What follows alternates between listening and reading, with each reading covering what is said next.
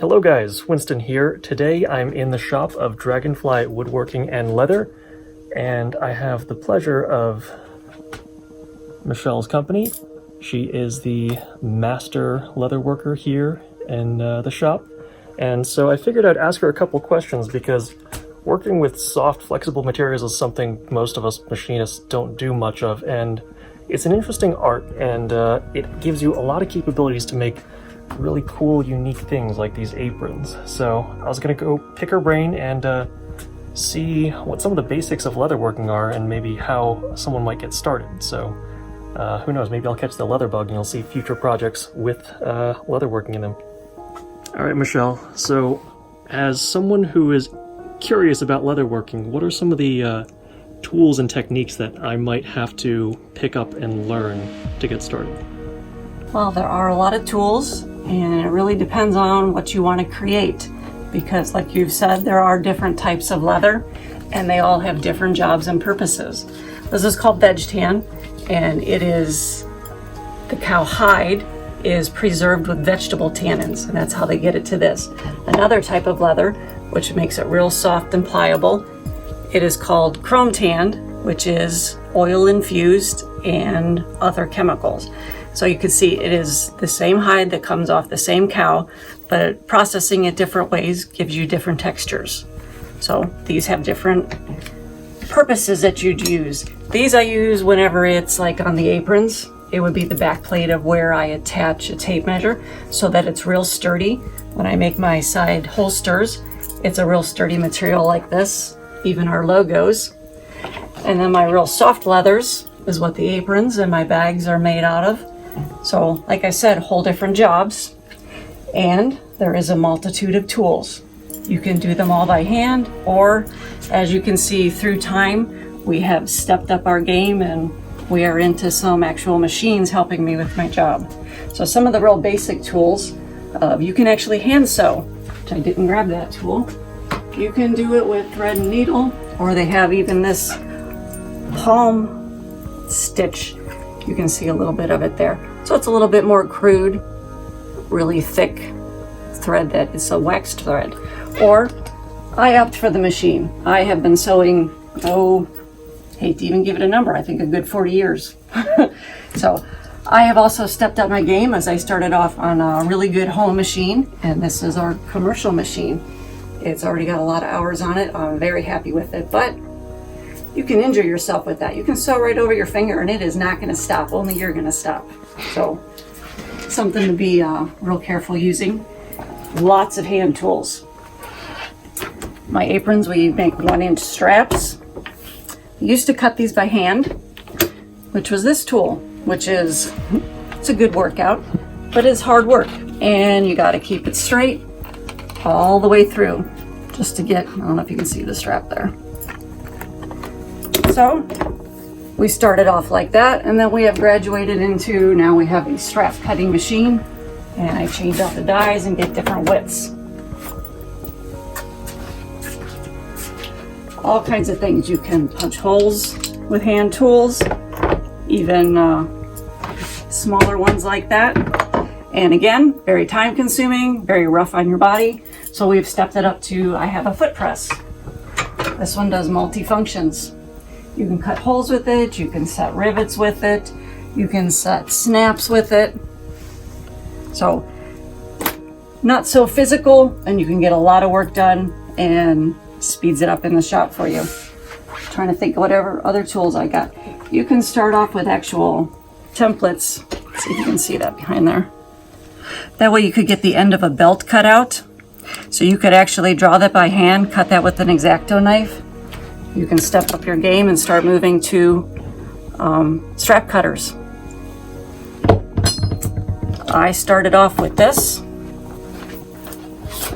using my mom's templates, cutting with a rotary blade. I would cut out an apron and move my little cutting board behind it to the point of, now my whole table is covered with the cutting mat. So it's all the process of stepping up your game to make life a little bit easier, and it gives you more flexibility, gives you more design, lets the creative come out, because now I'm not so exhausted with cutting a strap.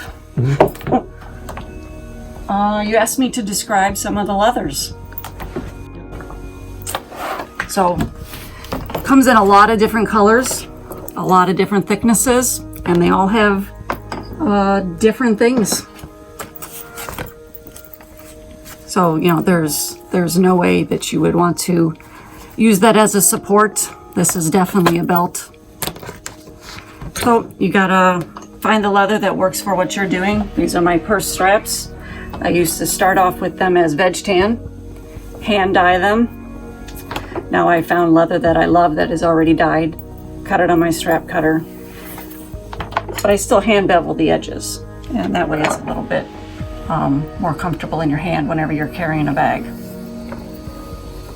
So what are some other edge finishing techniques? 'Cause I know you can bevel, but you can also sort of burnish the edges of the leather. Burnish the edges also, which it's a whole nother machine over here, which is another thing that you can do by hand.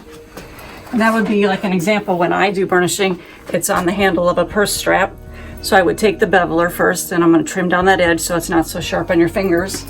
And then this is high speed when it's going, Coca-Cola. And I am going to use a saddle soap, and that softens the edge and it allows the leather to compress. So it actually compresses and it rounds and it polishes it and just makes a really pretty finished edge. So a burnisher. I'm trying to think of what other tools I got.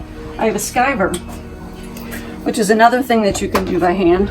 So I started off with this hand tool, and you would actually run it along the edge, and you have to control the bevel by hand, and you would scrape away all this material. Real easy to mess it up, and all of a sudden this is a piece of trash. And we have stepped up our game because making bags really saves me time if I can fold this over and make a beautiful edge for a bag. When you have thinner leather, you can do that and come up with a beautiful edge. But when I want really sturdy leather, I kind of need that extra thickness taken away because this isn't an area that I need that much thickness. So we stepped up to this machine, which is, this is the knife that's actually cutting it, and you pass it horizontally across it and it slices away the whole back. So a large learning curve on that. You can go really wide, you can go really thin. Really opens up a lot of possibilities of what you can make, cutting down the bulkiness. Big time saver, and it really helps with your sewing machine too. Doesn't wear it out so bad. So for the sewing machine, can you start off with like a basic machine, or do you need a certain grade of machine in order to successfully pull off sewing leather? You definitely need an industrial sewing machine for leather. Okay. Yeah. I have 4 sewing machines, other sewing machines, and I tried real hard to sew the aprons that I needed with those, and you have no control. It is exhausting, the machine. So definitely industrial machine. There are other type of machines that have a cylinder head, and that opens up things that you could sew bags and pockets and more round items. But this says you are limited. You can only sew something flat. So like if you needed to like repair the hem of chaps or like a motorcycle bag, you can't do it on a flat machine because you need to surround it. Gotcha. Because it would be a really thick leather, and there's no room to do that. Gotcha. I've also, it's been an evolution too of making paper patterns to now I'm using, this is a hard plastic, and that way I can transfer patterns right onto the leather and not wear out my pattern. So it's always changing, always evolving, always upgrading. They're always coming out with more machines, more products. Yeah. So it's always changing. Cool.